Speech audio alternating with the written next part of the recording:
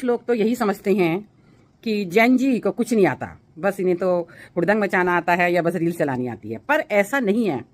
जैन जी इस फोन की पावर से भी बहुत कुछ कर सकता है। जैसे कि एक रोहन नाम का लड़का था, 20 साल उसकी उम्र थी। एक बार वह अपनी स्कूटी से जा रहा था तो उसने देखा सामने गड्ढा है, उसमें गिरते गिरते वह बचा। तो एकदम से कुछ लोगों ने उसे, गिर गया था, उसे उठा लिया। अब उसे बड़ा गुस्सा आया कि बताइए सड़क पर गड्ढे भी नहीं भर रहे हैं।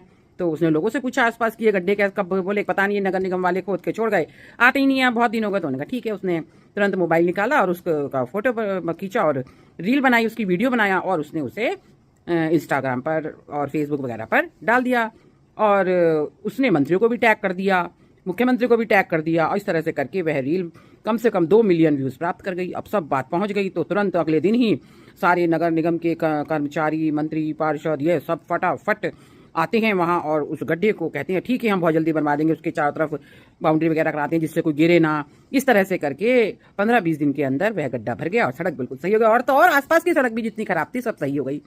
तो यह है जैन जी की पावर। यदि वह चाहे तो अपने इस छोटे से मोबाइल फोन से भी बहुत कुछ कर सकता है।